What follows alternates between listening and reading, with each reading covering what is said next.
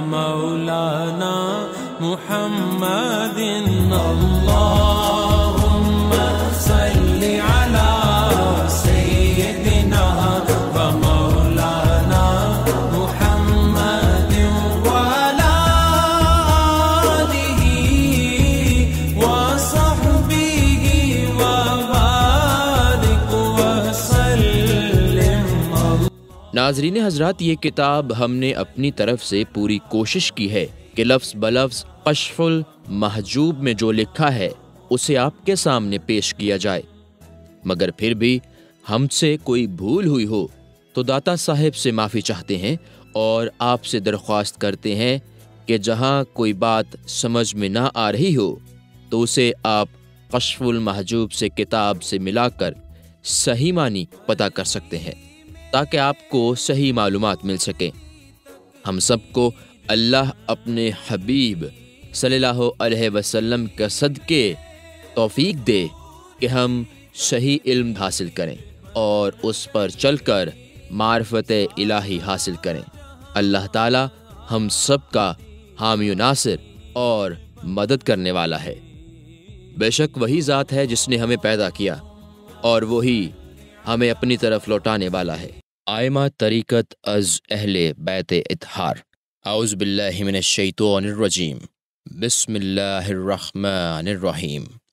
اللہم صلی علی سیدنا و مولانا محمد وعلی آل سیدنا و مولانا محمد وبارک وسلم. آئمہ طریقت از اہل بیت اطہار. رسول اللہ صلی اللہ علیہ وسلم کے اہل بیت وہ حضرات ہیں کہ جن کی طہارت ازل سے مخصوص ہے. ان کا ہر فرد طریقت میں جامع و مکمل تھا. مشائخ طریقت اور صوفیہ کے ہر عام و خاص فرد کے یہ امام رہے. ان میں چند حضرات کا مختصر تذکرہ کرتا ہوں.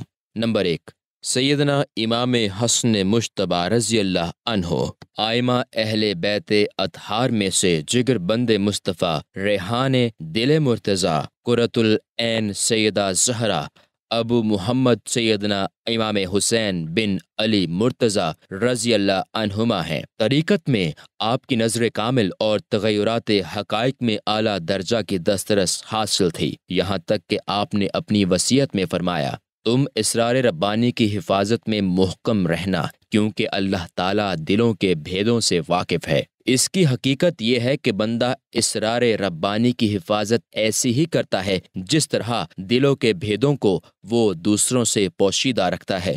لہٰذا حفظ اسرار یہ ہے کہ غیروں کی طرف متوجہ نہ ہو، اور حفظ ضمائر یہ ہے کہ اس کے اظہار میں حیا و معنی ہو. علم طریقت میں حقائق و لطائف میں بلند مرتبہ کا اندازہ اس واقعے سے لگایا جا سکتا ہے کہ جب فرقہ قدریہ کو عروج ہوا اور معتزلہ کا مذہب پھیلا تو حضرت حسن بصری رحمۃ اللہ علیہ نے حضرت امام حسن مجتبی رضی اللہ عنہ کی خدمت میں بدین مضمون خط لکھا، جس کا ترجمہ کچھ یوں ہے: اللہ کے نام سے جو رحمان و مہربان ہے، آپ پر خدا کا سلام اور اس کی رحمت و برکت ہو. اے رسول اللہ صلی اللہ علیہ وسلم، خدا کے فرزند اور ان کی چشمان مبارک کی راحت، آپ گروہ بنی ہاشم میں اس کشتی کی مانند ہیں جو گہرے و اندھیرے سمندر میں چل رہی ہو. آپ ہدایت کے روشن چراغ اور اس کی نشانیوں میں سے ہیں، اور آپ ان آئمہ دین کے سرخیل و قائد ہیں کہ جس نے ان کی پیروی کی وہ اس طرح نجات پائے گا جس طرح کشتی نوح علیہ السلام میں سوار ہونے والے مسلمانوں نے نجات پائی. اے فرزند رسول، آپ کا کیا ارشاد ہے؟ جو قدر و استطاعت جبر و قدر کے مسئلہ میں ہمیں پریشانی لاحق ہے، آپ ہماری رہنمائی فرماتے ہوئے بتائیے تاکہ اس مسئلہ میں ہمیں معلوم ہو جائے کہ آپ کی روش کیا ہے، کیونکہ آپ فرزند رسول صلی اللہ علیہ وسلم ہیں۔ اللہ تعالیٰ نے آپ حضرات کو علم خصوصی سے نوازا ہے، وہ آپ سب کا محافظ ہے اور آپ تمام لوگوں پر خدا کی طرف سے محافظ و نگہبان ہیں۔ والسلام۔ حضرت امام حسن مجتبی سلام اللہ علیہ نے اس مضمون کا جواب مرحمت فرمایا: اللہ کے نام سے جو رحمان و رحیم ہے، مکتوب تمہارا مجھے موصول ہوا، جس میں تم نے اپنی اور امت کے دوسرے لوگوں کی پریشانی کا تذکرہ کیا ہے۔ اس مسئلہ میں میری جو رائے ہے وہ یہ ہے کہ جو شخص نیک و بد اور تقدیر پر ایمان نہیں رکھتا وہ کافر ہے، اور جو اپنے گناہوں کا ذمہ دار خدا کو ٹھہراتا ہے وہ بے ایمان ہے۔ اللہ تعالیٰ نے اپنے بندوں کو شطر بے مہار نہیں چھوڑا ہے، نہ وہ جبراً اطاعت کرواتا ہے اور نہ جبراً گناہ، لیکن بندوں کی تمام ملکیتوں اور ان کی تمام قوت و طاقت کا حقیقی مالک اللہ تعالیٰ ہے۔ اگر بندوں کو اطاعت پر مجبور کر دیا جاتا تو ان کے لیے کوئی اختیار نہ ہوتا اور انہیں اطاعت کے سوا کوئی چارہ کار نہ رہتا، اور اگر بندے اس کی معصیت کریں اور خدا کی مشیت ان پر احسان کرنا چاہے تو ان کے اور ان کے گناہوں کے درمیان کوئی فعل حائل کر دیتا ہے۔ اب اگر وہ ارتکاب معاصی نہ کریں تو یہ بات نہیں ہے کہ خدا نے انہیں مجبور کر دیا تھا، اور نہ جبر ہے، وہ فعل ان پر لازم کر دیا تھا۔ یہ ان پر دلیل و حجت کے طور پر ہے۔ اگر انہیں اس کی معرفت ہو، اللہ تعالیٰ نے ان کے لیے راہ ہدایت بنا دی ہے، لہٰذا جس کے کرنے کا حکم دیا ہے اسے کرو، اور جس سے بچنے کا حکم دیا ہے اس سے بچو، اور اللہ ہی کے لیے حجت بالغہ ہے۔ والسلام۔ اس سے معلوم ہوا کہ اللہ تعالیٰ نے بندے کو جس قدر توفیق مرحمت فرمائی ہے، بندہ عمل میں اسی قدر مختار ہے۔ ہمارا دین جبر و قدر کے درمیان ہے، اگرچہ اس خط کے تمام مضمون سے ایک یہی جملہ ہمارا مقصود تھا، لیکن فصاحت و بلاغت کلام کے اعتبار سے ہم نے پورا خط نقل کر دیا ہے، اور یہ کہ تمہیں اندازہ ہو جائے کہ حضرت امام حسن رضی اللہ عنہ مجتبی علم حقائق و اصول میں کیسی مہارت تامہ رکھتے تھے۔ حضرت حسن بصری رحمۃ اللہ علیہ کمال علم و فضل کے باوجود حضرت امام حسن مجتبی رضی اللہ عنہ کے علم و فضل کے مقابلے میں 10ویں درجے پر تھے۔ حضرت امام حسن رضی اللہ تعالی عنہ کے تحمل و بردباری کا اندازہ اسی واقعے سے لگایا جا سکتا ہے کہ ایک روز حضرت امام حسن مجتبی کوفہ کے دارالخلافہ کے دروازے پر تشریف فرما تھے۔ صحرا سے ایک دیہاتی آیا اور اس نے آتے ہی آپ کو اور آپ کے والدین کو گالیاں دینا شروع کر دیں۔ آپ نے اس سے پوچھا، کیا تو بھوکا پیاسا ہے یا تجھ پر کوئی مصیبت پڑی ہے؟ اس نے پھر کہا، آپ ایسے ہیں اور آپ کے والدین ایسے ہیں۔ حضرت امام حسن رضی اللہ تعالی عنہ نے اپنے غلام سے فرمایا، تشت میں چاندی بھر کر لاؤ اور اسے دے دو۔ پھر فرمایا، اے دیہاتی، ہمیں معذور سمجھنا، گھر میں اس کے سوا کچھ اور نہ تھا، ورنہ اس کے دینے سے انکار نہ ہوتا۔ جب دیہاتی نے آپ کا یہ صبر و تحمل دیکھا تو کہنے لگا، میں گواہی دیتا ہوں کہ یقیناً آپ فرزند رسول صلی اللہ علیہ وآلہ وسلم ہیں۔ حقیقت یہ ہے کہ تمام مشائخ و اولیاء کی یہ صفت آپ کے اتباع میں ہے، کیونکہ ان کے نزدیک بھی لوگوں کا برا بھلا کہنا برابر ہے، اور ان کے ظلم و ستم اور سب و شتم سے وہ کوئی اثر نہیں لیتے۔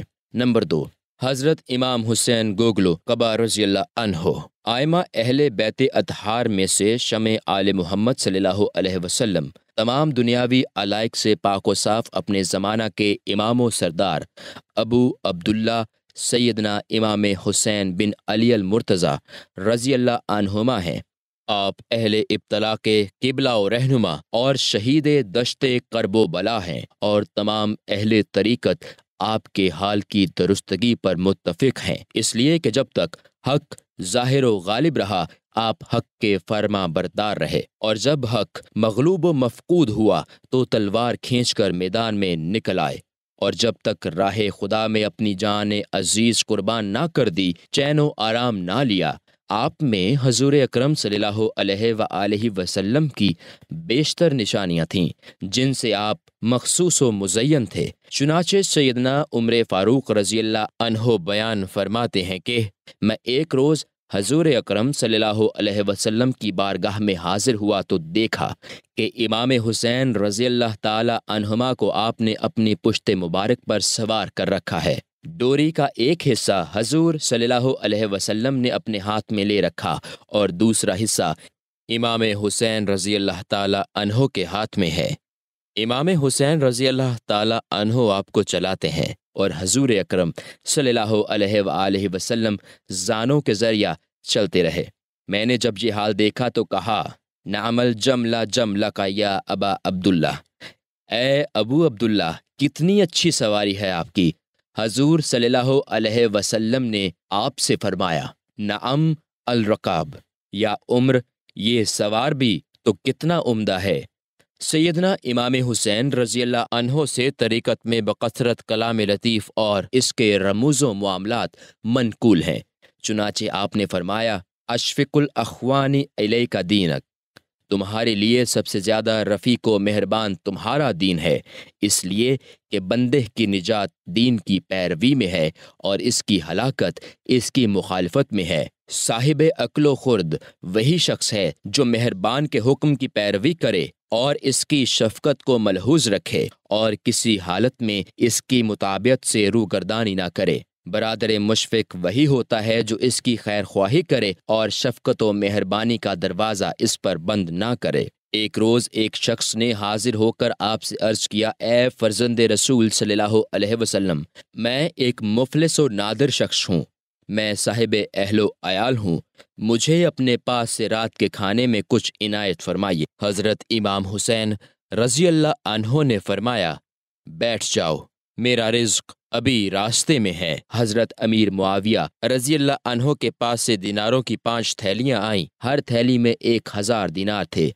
لانے والوں نے عرض کیا کہ حضرت امیر معاویہ معذرت خواہ ہیں اور عرض کرتے ہیں کہ ان کو فی الحال اپنے خدام پر خرچ فرمائیں، مزید پھر حاضر کیے جائیں گے۔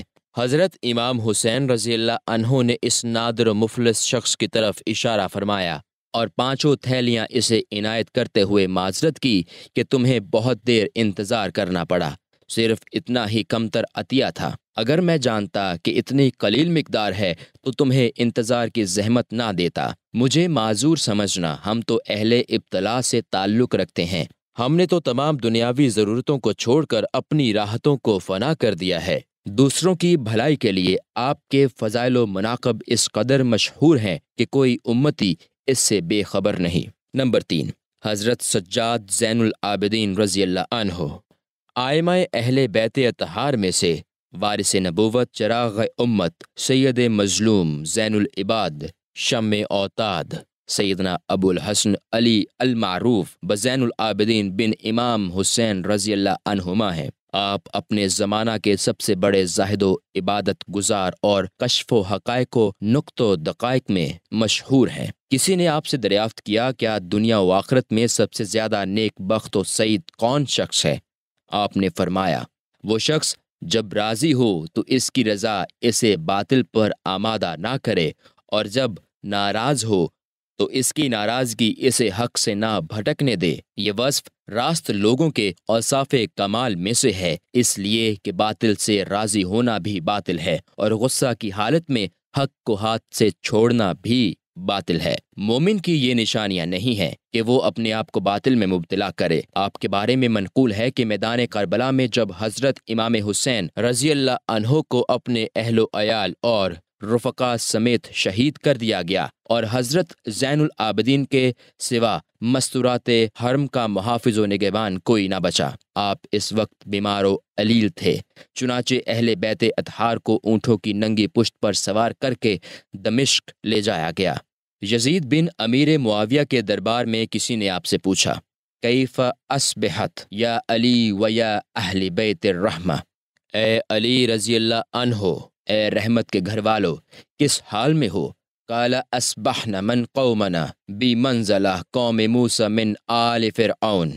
آپ نے فرمایا، ہماری حالت اپنی قوم کے ہاتھوں ایسی ہے جیسے حضرت موسیٰ علیہ السلام کی قوم کی حالت فرعونیوں کے ہاتھوں ہوئی تھی کہ وہ ان کے فرزندوں کو قتل کرتے اور ان کی عورتوں کو چھوڑ دیتے تھے۔ لہٰذا ہم نہیں جانتے کہ اس امتحان گاہ میں ہمارے صبح ہماری شام کے مقابلہ میں کیا حقیقت رکھے گی۔ ہم خدا کی نعمتوں پر شکر بجا لاتے ہیں اور اس کی ڈالی ہوئی مصیبتوں پر صبر کرتے ہیں۔ حکایت: ایک سال حشام بن عبد الملک بن مروان حج کے لیے آیا۔ طواف کعبہ کر رہا تھا اور چاہتا تھا کہ حجر اسود کو بوسہ دے، لیکن ازدحام میں وہاں تک پہنچنے کی راہ نہ ملی تھی۔ جب وہ ممبر پر خطبہ دینے کے لیے کھڑا ہوا تو حضرت زین العابدین رضی اللہ عنہ مسجد حرام میں اس جاہ و جلال سے داخل ہوئے کہ آپ کا چہرہ درخشاں، رخسار مبارک تاباں اور لباس مبارک معطر تھا۔ جب آپ طواف کرتے ہوئے حجر اسود کے قریب پہنچے تو آپ کے احترام و تعظیم میں حجر اسود کے گرد تمام لوگ ہٹ کر کھڑے ہو گئے تاکہ آپ حجر اسود کو بوسہ دے سکیں۔ شامیوں نے جب آپ کی یہ شان و شوکت دیکھی تو وہ حشام سے کہنے لگے: اے امیر المومنین، لوگوں نے تمہیں حجر اسود کو بوسہ دینے کی راہ نہیں دی۔ باوجود یہ کہ تم امیر المومنین تھے، لیکن یہ خوبرو نوجوان کے آتے ہی سب لوگ حجر اسود کے پاس سے ہٹ گئے اور انہیں راستہ دے دیا۔ حشام نے ازراہ تجاہل عارفانہ کہا: میں نہیں جانتا کہ یہ شخص کون ہے۔ اس انکار کا مقصد یہ تھا کہ شامی لوگ انہیں پہچان نہ سکیں اور کہیں ان کی پیروی اختیار نہ کر لیں جس سے ان کی عمارت خطرے میں پڑ جائے۔ فرزوق شاعر اس وقت وہیں کھڑا تھا۔ اس اہانت سے اس کی غیرت ایمانی جوش میں آئی اور بیانگے دہل کہنے لگا: میں انہیں خوب جانتا ہوں۔ شامیوں نے پوچھا: اے ابو فراش، بتاؤ یہ کون ہے؟ اس سے بڑھ کر پروقار اور دبدبہ والا نوجوان ہم نے نہیں دیکھا۔ فرزوق شاعر نے کہا کہ کان کھول کر سن لو، میں ان کے اوصاف بتاتا ہوں اور ان کی نسبتوں کو بیان کرتا ہوں۔ اس کے بعد فی البد یہ قصیدہ موضوع کر کے پڑھا: قصیدہ مدح درشان امام زین العابدین رضی اللہ عنہ۔ یہ وہ شخص ہے جس کے نشان قدم کو اہل حرم پہچانتے ہیں، خانہ کعبہ و اہل و حرم سب اسے جانتے ہیں۔ یہ خدا کے بندوں میں بہترین بندے کا فرزند ہے، سب سے زیادہ متقی، پاک و صاف اور بے داغ نشان والا ہے۔ اگر تو نہیں جانتا تو سن، یہ فاطمہ زہرا کے جگر کا گوشہ ہے۔ ان کے نانا پر اللہ نے نبیوں کا سلسلہ ختم فرمایا ہے۔ ان کی منور پیشانی سے نور ہدایت اس طرح جلوہ فگن ہے جیسے آفتاب کی روشنی سے تاریکیاں چھٹ جاتی ہیں۔ یہ اپنی آنکھیں حیا سے نیچی رکھیں اور لوگ ہیبت سے ان کی طرف آنکھیں اونچی نہیں کر سکتے، اور جب یہ بات کریں تو منہ سے پھول جھڑیں۔ جب کوئی قریش انہیں دیکھتا ہے تو وہ بول اٹھتا ہے کہ ان پر تمام خوبیاں تمام ہو چکی ہیں۔ یہ عزت و منزلت کی ایسی بلندی پر فائز ہیں کہ عرب و عجم کا کوئی مسلمان ان سے ہمسری نہیں کر سکتا۔ ان کے نانا تمام نبیوں سے افضل اور ان کی امت تمام امتوں سے افضل ہے، اور تو بھی ان کی امت کا ایک فرد ہے۔ جب حجر اسود کو بوسہ دینے قریب ہوں تو ممکن ہے وہ ان کی انگلیوں کی راحت پہچان کر انہیں تھام لے۔ ان کے دست مبارک میں چھڑی ہے جس کی خوشبو دل نواز ہے۔ ان کی ہتھیلی کی خوشبو ہر طرف پھیل رہی ہے۔ یہ نرم خو ہیں، خفگی و غصہ کا ان سے کوئی اندیشہ نہیں۔ یہ اپنی دو خوبیوں سے یعنی حسن اخلاق اور پاکیزہ خصلت سے آراستہ ہیں۔ ان کے اوصاف حمیدہ اللہ کے رسول سے ماخوذ ہیں۔ ان کے عناصر اور ان کی خوبو پاکیزہ ہے۔ اے حشام، تیرا انکار کرنا انہیں کوئی نقصان نہیں پہنچا سکتا۔ انہیں تو عرب و عجم سب پہچانتے ہیں۔ ان کے دونوں ہاتھ ایسے ہیں جن کا فیض بارش کی مانند عام ہے۔ ان کی بخشش ہر وقت جاری ہے، حتیٰ کہ تنگ دستی میں بھی ختم نہیں ہوتی۔ خدا کی تمام مخلوق پر ان کا احسان عام ہے، جس سے گمراہی، تنگ دستی اور ظلم و زیادتی پراگندہ ہو کر رہ گئی ہیں۔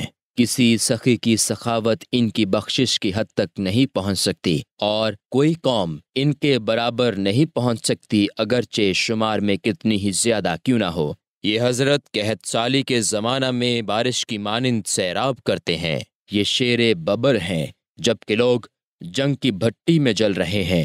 یہ اس گروہ سے ہیں جس سے محبت کرنا دین اور ان سے بغض رکھنا کفر، اور ان سے وابستہ رہنا نجات اور پناہ دینے والا ہے۔ اگر تمام اہل تقوی کو جمع کیا جائے تو یہ ان سب کے امام ہوں گے۔ اگر اہل زمین سے اچھے لوگوں کے بارے میں پوچھا جائے تو سب کہیں گے کہ یہی ہیں۔ ان کے لیے تونگری و مفلسی دونوں برابر ہیں۔ تنگ دستی ان کے ہاتھوں کی فراخی کو کم نہیں کرتی۔ اللہ نے انہیں فضیلت دی اور ان کو شرافت و بزرگی سے نوازا، اور لوح و قلم میں ان کے لیے یہی حکم نافذ ہو چکا ہے۔ ان کا ذکر خدا کے بعد مقدم ہے۔ ہر میدان میں ان کے کلمات مثبت ہیں۔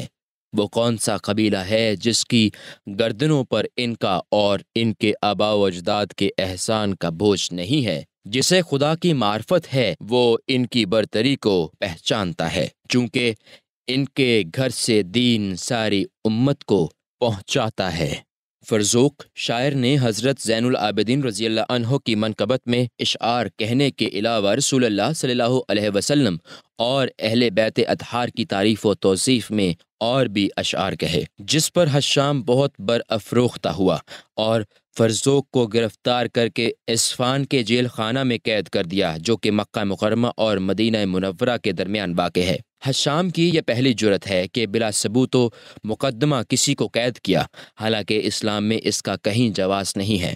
مترجم: حضرت امام کو جب اس واقعے کی اطلاع ملی تو فرزوق کی جرت ایمان کی تحسین فرمائی اور دل جمی کے لیے 12,000 درہم و دینار اس پیغام کے ساتھ بھجوائے کہ ہمیں معذور سمجھنا، اگر اس سے زیادہ ہمارے پاس ہوتے تو اس میں بھی دریغ نہ کرتے۔ فرزوق نے وہ مال واپس کرتے ہوئے عرض کیا کہ اے فرزند رسول، میں نے بادشاہوں اور امیروں کی شان میں بکثرت قصیدے کہے ہیں، اگر ان کے کفارہ میں کچھ اشعار فرزندان رسول صلی اللہ علیہ وسلم کی محبت میں عرض کر دیے تو کیا کمال کیا ہے۔ میں نے اپنی ایمانی غیرت کا ثبوت دیا ہے، کسی مال و منال کی طمع میں نہیں کہا ہے، اس کا اجر خدا سے ہی چاہتا ہو، اور خدا کے رسول کی اہل بیت سے محبت و دوستی کا طلبگار ہوں۔ حضرت امام حسن رضی اللہ عنہ کو جب یہ پیغام پہنچا تو آپ نے وہ رقم واپس کر کے کہلوایا کہ اے ابو الفراش، اگر تم ہم سے محبت رکھتے ہو تو جو ہم نے بھیجا ہے اس کو قبول کر لو، کیونکہ ہم نے رضائے الہی کے لیے اپنی ملک سے نکال کر تمہاری ملک میں دے دیا ہے۔ اس وقت فرزوق شاعر نے وہ عطیہ لے لیا اور احسان مندی کا اظہار کیا۔ حضرت امام زین العابدین رضی اللہ عنہ کی تعریف و توصیف اس سے کہیں زیادہ ہے، جتنی کی جائے کم ہے۔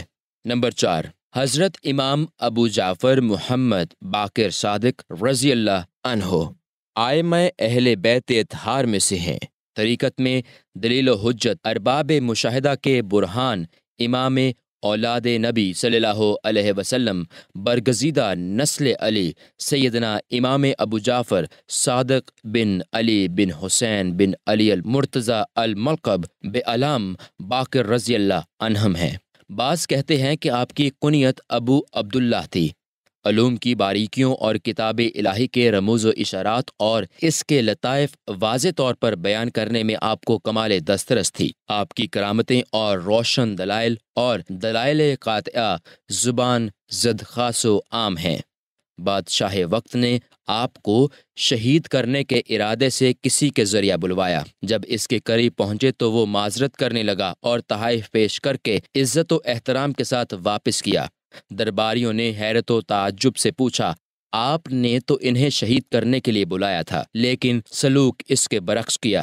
بادشاہ نے جواب دیا، جب وہ میرے قریب آئے تو میں نے 2 شیروں کو ان کے داہنے اور بائیں کھڑے دیکھا، اور وہ زبان حال سے گویا تھے کہ اگر تو نے امام کے ساتھ بدسلوکی کی تو ہم تجھے مار ڈالیں گے۔ منقول ہے کہ آپ نے آیت کریمہ وَمَن یکفر بالطاغوت وَیُؤْمِن بِاللَّہِ، جس نے طاغوت کا انکار کیا اور اللہ پر ایمان رکھا، کی تفسیر میں فرمایا، جو تجھے حق تعالیٰ کے مطالعہ سے غافل کرے وہی تیرا طاغوت ہے۔ تو اے طالب حق، اب تمہیں یہ دیکھنا چاہیے کہ کون سی چیز حجاب بنی رہی ہے جو معرفت الہی میں مانع ہے اور یاد خدا سے تمہیں غافل بنا رہی ہے۔ اسے ترک کر دو تاکہ مکاشفہ ربانی حاصل ہو اور کوئی حجاب و مانع درمیان میں حائل نہ رہے، کیونکہ کسی ممنوع محجوب شخص کو زیب نہیں دیتا کہ وہ قرب کا دعویٰ کریں۔ آپ کے ایک خادم خاص بیان کرتے ہیں کہ جب رات کا ایک پہر گزر جاتا ہے اور آپ درود و وظائف سے فارغ ہو جاتے ہیں تو بلند آواز سے مناجات کرتے ہیں اور کہتے ہیں اے میرے خدا، اے میرے مالک، رات آ گئی ہے، اب بادشاہوں کا تصرف و اختیار ختم ہو چکا ہے، آسمان پر ستارے جھلملانے لگے ہیں، خلقت گھروں میں جا چکی ہے اور لوگ سو چکے ہیں، آوازیں سکوت میں ڈوب چکی ہیں، خلقت لوگوں کے دروازوں سے ہٹ چکی ہے، بنو امیہ بھی خواب و خور ہیں، انہوں نے اپنے خزانوں کو مقفل کر کے پہرے دار کھڑے کر دیے ہیں، جو لوگ ان سے طمع و لالچ رکھتے ہیں وہ بھی ان سے دور ہو چکے ہیں۔ اے خدا، تو زندہ و پائندہ اور دیکھنے اور جاننے والا ہے، تیرے لیے خواب بیداری برابر ہے، جو تجھے ایسا نہ جانے وہ کسی نعمت کا مستحق نہیں۔ اے خداوند کریم، تجھ کو کوئی چیز کسی سے روک نہیں سکتی، اور رات و دن تیری بقا میں اثر اندوز نہیں ہوتے، تیری رحمت کے دروازے ہر دعا کرنے والے کے لیے کھلے ہوتے ہیں، اور تیرے خزانے تیری حمد و ثنا کرنے والوں کے لیے وقف ہیں۔ تو ایسا مالک حقیقی ہے کہ کسی سائل کو محروم رکھنا تیری شایان شان نہیں ہے، تو ہر مومن کی دعا قبول فرماتا ہے، کسی کی دعا رد نہیں کرتا، اور زمین و آسمان میں کسی سائل کو محروم نہیں رکھتا۔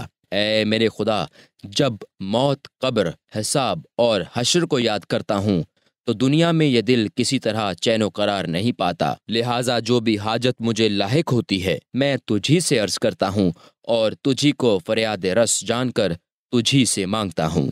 اب میری عرض یہ ہے کہ بوقت موت عذاب سے محفوظ رکھنا اور بوقت حساب بے عتاب راحت عطا فرمانا۔ آپ کا معمول تھا کہ اس دعا میں تمام رات گزار دیتے اور برابر آہو فغاں میں مشغول رہا کرتے تھے۔ ایک رات میں نے عرض کیا، اے میرے اور میرے ماں باپ کے آقا، یہ گریہ زاری کا اور سینہ فگاری کا سلسلہ کب تک جاری رہے گا؟ آپ نے فرمایا، اے دوست، حضرت یعقوب علیہ السلام کے ایک فرزند حضرت یوسف علیہ السلام نظروں سے روپوش ہوئے تھے، اس پر وہ اتنا روئے تھے کہ ان کی آنکھوں کی بصارت جاتی رہی تھی اور آنکھیں سفید ہو گئی تھیں، لیکن میرے اب وجد کے خاندان کے 18 نفوس حضرت امام حسین رضی اللہ عنہ کی رفاقت میں میدان کربلا کے اندر گم ہوئے ہیں۔ یہ غم کیا اس سے کچھ کم ہے؟ میں ان کے غم و فراق میں اپنے رب کے حضور فریاد کر کے کیوں آنکھیں سفید نہ کر لوں؟ یہ مناجات عربی میں بہت فصیح ہیں، طوالت کے لحاظ سے صرف ترجمہ پر اکتفا کیا گیا ہے۔ نمبر 5، امام جعفر بن محمد صادق رضی اللہ عنہما۔ آئمہ اہل بیت اطہار میں سے یوسف سنت، جمال طریقت، محبر معرفت، مزین صفوت، سیدنا ابو محمد امام جعفر بن محمد صادق الملقب بامام باقر بن علی بن حسین بن علی مرتضی رضی اللہ عنہم اجمعین ہیں۔ آپ کا حال بلند، سیرت پاکیزہ، ظاہر و باطن آراستہ و پیراستہ، اور شمائل و خصائل شستہ و منور تھے۔ آپ کے اشارات تمام علوم میں خوبی اور رکت کلام کی بنا پر مشہور ہیں، اور مشائخ طریقت میں باعتبار لطائف و معانی معروف ہیں، جن سے کتابیں بھری پڑی ہیں۔ آپ کا ارشاد ہے کہ جسے اللہ کی معرفت حاصل ہو گئی وہ ما سوائے اللہ سے کنارہ کش ہو گیا، اس لیے کہ جو شخص خدا سے واصل ہو جاتا ہے اس کے دل میں کسی غیر کی کوئی قدر و منزلت نہیں رہتی۔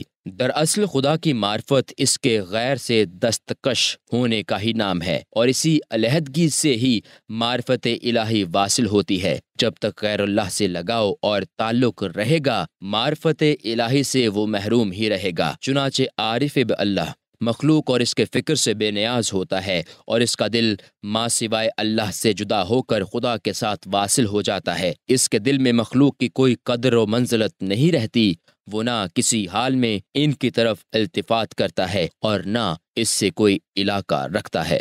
آپ کا یہ بھی ارشاد ہے کہ توبہ کے بغیر عبادت صحیح نہیں ہوتی، اس لیے کہ اللہ تعالیٰ نے توبہ کو عبادت پر مقدم فرمایا۔ چنانچہ فرماتا ہے، توبہ کرنے والے ہی عبادت کرنے والے ہوتے ہیں، کیونکہ توبہ مقامات کی ابتدا اور عبودیت اس کی انتہا ہے۔ اللہ تعالیٰ نے جب گناہ گار بندوں کا ذکر فرمایا تو توبہ کے حکم سے یاد کیا، چنانچہ فرمایا، توبوا الی اللہ جمیعا ایھا المؤمنون، النور 31۔ خدا کی بارگاہ میں تمام گناہوں سے توبہ کرو اے مسلمانوں، لیکن خدا تعالیٰ نے جب اپنے حبیب سید عالم صلی اللہ علیہ وسلم کو یاد فرمایا تو عبودیت و بندگی سے یاد کیا۔ چنانچہ فرمایا فَأُوحَى إِلَىٰ عِبَادِهِ مَا أُوحَىٰ النجم 10۔ ہم نے اپنے بندہ خاص پر جو وحی چاہی نازل فرمائی۔ حکایت: ایک مرتبہ حضرت داؤد طائی رحمۃ اللہ علیہ آپ کی خدمت میں آئے اور عرض کیا کہ اے فرزند رسول صلی اللہ علیہ وسلم، مجھے کوئی نصیحت فرمائیے، میرا دل سیاہ ہو گیا ہے۔ آپ نے فرمایا اے ابا سلیمان، تو تم اپنے زمانہ کے مشہور عابد و زاہد ہو، تمہیں میری نصیحت کی حاجت ہی کیا؟ انہوں نے عرض کیا اے فرزند رسول، آپ کو ساری مخلوق پر فضیلت حاصل ہے اور آپ پر سب کی نصیحت فرمانا واجب ہے۔ اور آپ نے فرمایا اے ابا سلیمان، میں ہمیشہ اس بات سے خائف رہتا ہوں کہ کل روز قیامت میرے جد کریم علیہ التحیہ والتسلیم اس پر میری گرفت نہ فرمائیں کہ تم نے کیوں میری اتباع کا حق ادا نہ کیا، کیونکہ اتباع نبوی صلی اللہ علیہ وسلم کا تعلق نہ نسب صحیح سے ہے اور نہ نسبت قوی سے، بلکہ پیروی کرنے سے ہی مطلق ہے۔ یہ سن کر حضرت داؤد طائی رحمۃ اللہ رو کر عرض کرنے لگے، خداوندہ، جس شخص کا خمیر ہی نبوت کی خاک سے ہے اور جس کی تباہ و نشو و نما اپنے جد کریم علیہ السلام کے برہان و جہت کے اصول سے ہے، اور جس کی مادر معظمہ بطول الزہرا ہیں، جن کا نام نامی سیدہ فاطمہ رضی اللہ عنہا ہے، وہی جب بذات خود اس حیرانی و پریشانی میں ہے تو وہ داؤد کس گنتی و شمار میں ہے؟ وہ زہد و ورع پر کیسے بھروسہ کر سکتا ہے؟ حکایت: ایک دن آپ اپنے غلاموں کے ساتھ تشریف فرما تھے۔ آپ نے ان سے فرمایا آؤ ہم سب مل کر عہد و پیمان کریں کہ ہم میں سے جو بھی بخشا جائے وہ روز قیامت دوسرے کی شفاعت کرے۔ تمام غلام عرض کرنے لگے اے فرزند رسول صلی اللہ علیہ وسلم، آپ کو ہماری شفاعت کی کیا حاجت ہو؟ آپ کے جد کریم علیہ السلام تو خود ساری مخلوق کے شفیع ہوں گے۔ آپ نے فرمایا میں اپنے رب تعالیٰ کے سامنے شرمسار ہوں اور روز قیامت اپنے جد کریم علیہ السلام کے روبرو کھڑے ہونے کی طاقت نہیں رکھتا۔ آپ کی یہ کیفیت اپنے نفس کی عیب گیری پر مبنی تھی، کیونکہ یہ صفت اوصاف کمال سے متعلق ہے، اور اسی صفت پر خدا کے تمام مقبول بندے ہیں، خواہ وہ انبیاء و مرسلین ہوں یا اولیاء و اصفیاء، کیونکہ حضور صلی اللہ علیہ وسلم کا ارشاد ہے اذا اراد اللہ بعبدہ خیرا ابصرہ بعیوب نفسہ۔ اللہ تعالیٰ جب اپنے کسی بندے پر بھلائی کا ارادہ کرتا ہے تو اس کو اس کے نفس کے عیوب دکھاتا ہے۔ جو بندہ بارگاہ سمدید میں تواضع و بندگی سے سر جھکاتا ہے، اللہ تعالیٰ اسے دونوں جہان میں سر بلند رکھتا ہے۔ اگر ہم تمام اہل بیت اطہار کا اسی طرح تذکرہ کریں اور ان کے فضائل و مناقب شمار کرائیں تو یہ کتاب اس کے متحمل نہیں ہو سکتی، لہٰذا اسی پر اکتفا کیا جائے گا۔